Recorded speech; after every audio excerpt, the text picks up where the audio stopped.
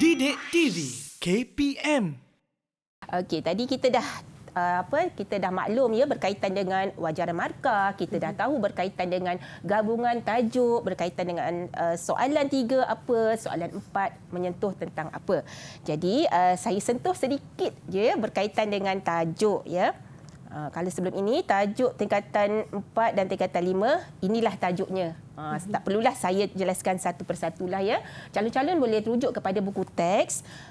Untuk soalan 4, inilah tajuk dia ya untuk tingkatan 4 dan juga tingkatan 5. Nampak banyak ni ya. Jadi memang perlu kepada kesungguhan.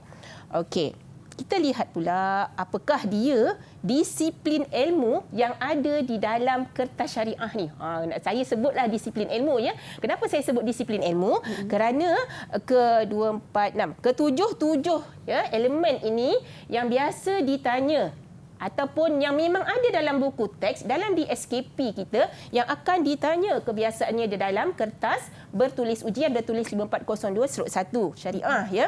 Terutama takrif. Takrif, dalil, hukum, jenis, al-anwa, al-arkan, syurut, hikmah yang terakhir.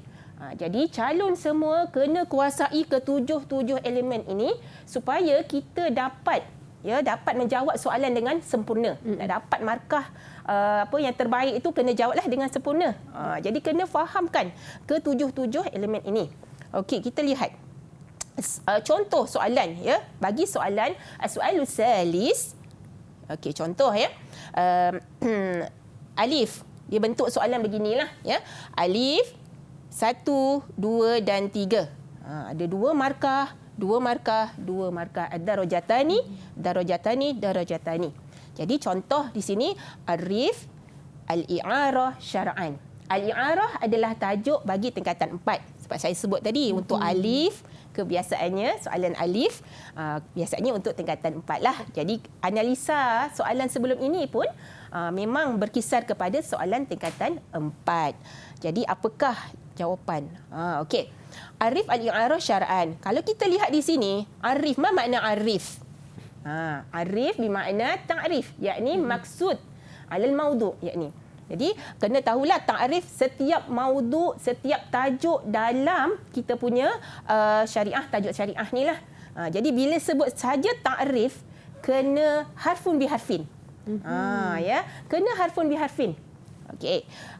Kalau contoh kat sini jawapannya adalah al-i'arah syar'an aqdun tufidu ibahah al-intifa' bima yahillul intifa' bihi ma'a baqa'in ainihi min dunal maqabil aw iwadin. Panjang. Kalau anak murid saya, Ustazah boleh tak pendekkan? Ya, boleh nak pendekkan ataupun tidak. Kalau yang namanya takrif memang kena pegang sungguh-sungguh. Takrif ni adalah maksud pengenalan diri lah kan. Macam kita kalau pengenalan diri kita memang kita kena penuh. Kalau tak penuh kita rasa macam alamak kan. Jadi begitu juga dalam tajuk kita ya, tajuk syariah kita. Yang namanya takrif memang harfun biharfin. Jadi kena usahalah ya calon-calon di luar sana. Okey. Kita lihat pula soalan kedua, ma ad-dalil ala masyru'iyyah al-i'arah min al-kitab au as-sunnah.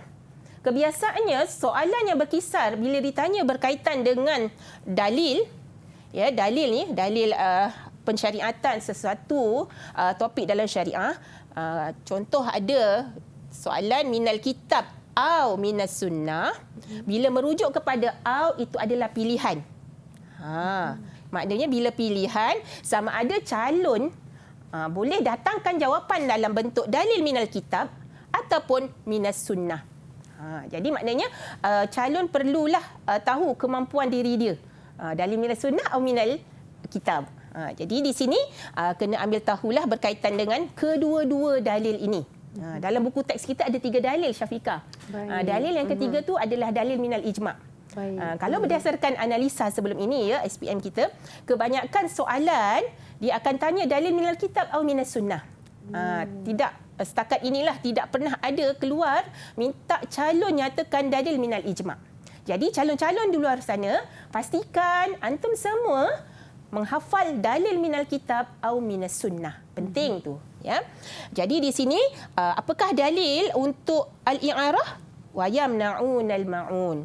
Dalil minas sunnah an Anas bin Malik radhiyallahu anhu ila akhir matan lah. Ya.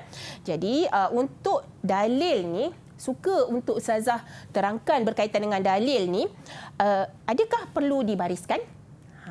Perlu atau tidak dibariskan? Ya, untuk dalil minal Quran, minal kitab yakni ataupun minal sunnah tidak perlu dibariskan. Satu. Yang kedua, andai kata calon nak memberikan jawapan dalil minas sunnah dan tidak hafal perawi depan ni, an Anas bin Malik, an Abi Hurairah, an Qatadah, contoh kan, dia hafal matan sahaja. Boleh tak? Okey, boleh. Jadi di sini pastikan kalau tak yakin dengan perawi di hadapan, pastikan tidak tulis. Cukup sekadar nyatakan qala Nabi, qala Rasulullah. Kalau yang atas pun begitu, yang dalil minal kitab, tak perlu tulis nama surah. Sekadar ayat kalamullah ni sahaja. Qala Allah Ta'ala. Cukup. Jadi kenapa tak perlu baris? Kenapa kalau tak yakin tidak tulis perawi ni? Untuk meminimalkan kesilapan dalam penulisan jawapan. Jadi tipsnya itulah. Ya. Jadi kalau pelajar nak nyatakan jawapan dalil, pastikan tidak perlu baris, dan bahagian hadis kalau tak yakin dengan perawi, jangan tulis nama perawi. Okey, seterusnya kita lihat ma'al muradu bil musta'ir wal musta'ar fil i'arah. Dalam bab muamalat, ya, untuk pengetahuan Syafiqah, kita ada muamalat ni ada jual beli kan, al-bai'u, al-hibah, al-i'arah, dan banyak lagi tajuknya. Dan setiap daripada tajuk-tajuk ini ada istilah-istilah yang perlu calon tahu apa maksud istilah ni. Dan soalan pun suka main begitu. Suka keluarkan ma'al muradu bil musta'ir, contoh. Ma'al muradu bil aqidaini fil i'arah, contoh. Ya. Jadi contoh soalan di sini saya keluarkan musta'ir wal musta'ar. Apa maksud musta'ir wal musta'ar? Jadi untuk bab muamalat ni, calon-calon perlu kuasai apa dia istilah rukun dalam rukun muamalat tu untuk bersedia dengan soalan seperti ini. Ya. Contoh kat sini musta'ir. Apa yang maksudkan dengan musta'ir? Alladhi yantafi' bil aini wal musta'arah. Musta'arah, okey, iaitu orang yang mendapat manfaat barang yang dipinjam. Siapa istilahnya? Apa istilahnya? Musta'ir. Okey. Musta'ar, ma makna musta'ar? Musta'ar huwa mahallul i'arah, barang yang dipinjam.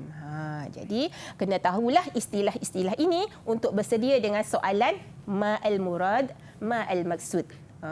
Okey, jadi banyak tu kerjanya tu.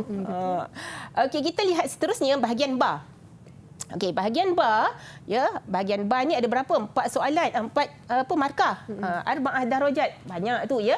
Jadi kat sini biasa je kalau banyak markah, kata kerja soalan tu pun agak nilah, ya, agak istilahnya kena fahamkanlah kata kerja dia tu. Kalau sebut waddih, dia bukan uzkur ni. Beza uzkur dengan waddih. Waddih ni jelaskan. Kena bagi penerangan, kena dihuraikan. Bukan sekadar bagi fakta, tapi perlu kepada huraian.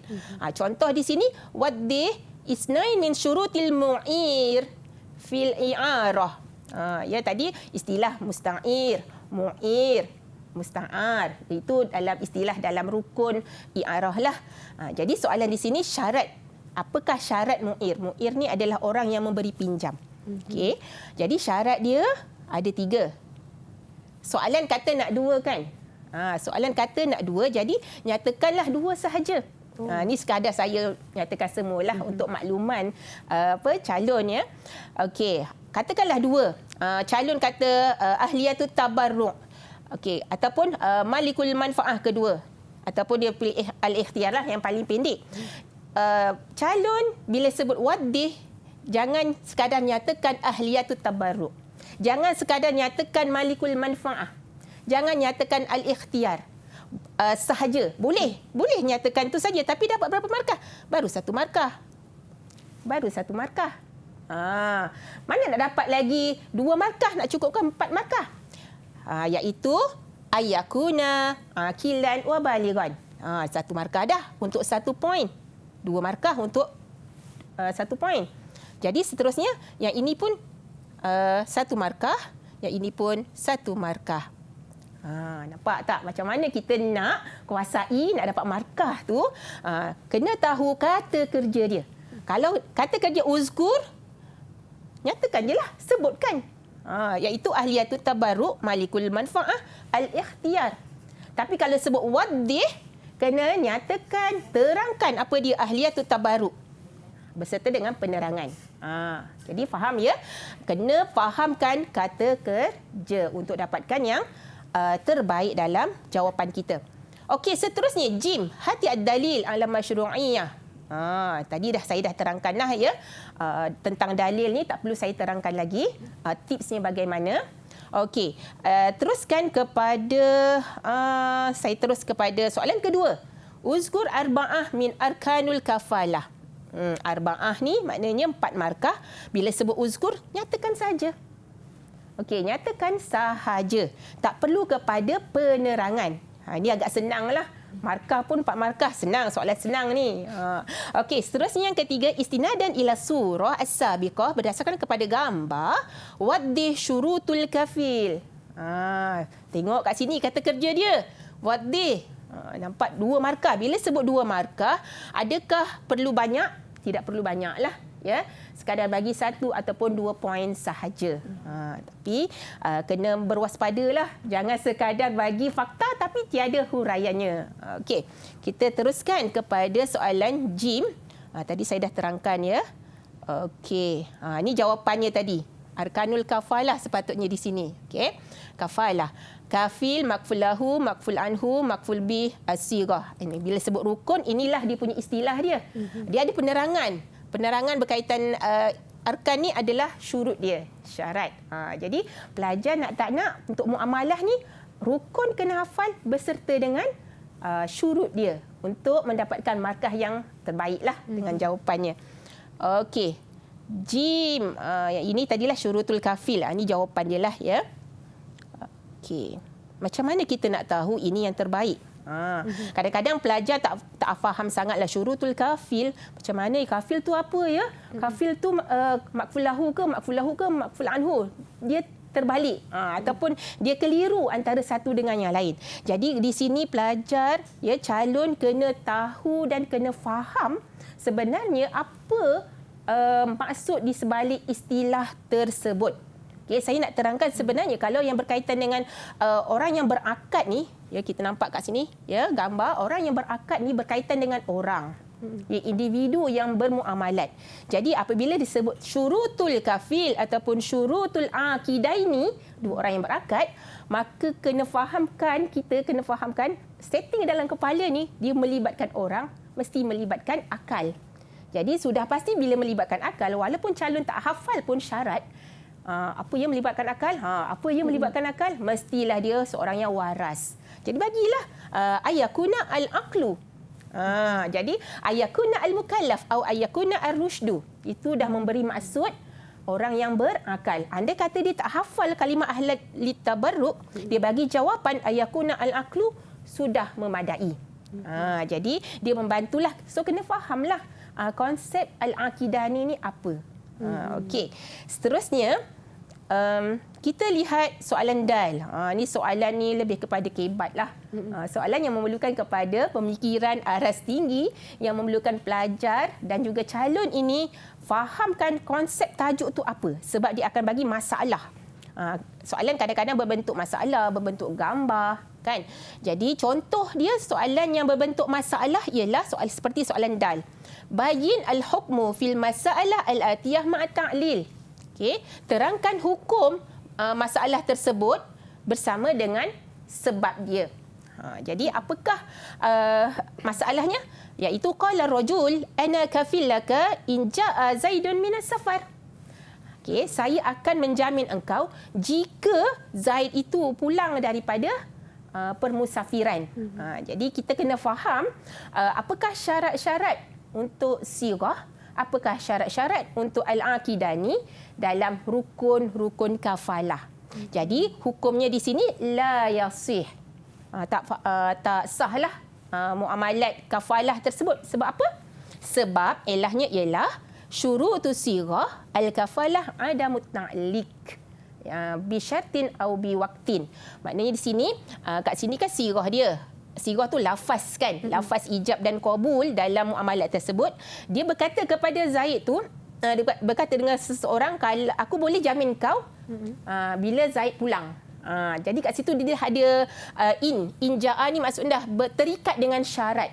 Apabila satu-satu sirah dalam muamalat tersebut terikat dengan syarat ataupun waktu tertentu, maka tidak sahlah hukum muamalat tersebut. Jadi kena fahamkan konsep tajuk, kena tahu situasi agar dia dapat menjawab soalan kebat dengan baik. Didik TV KPM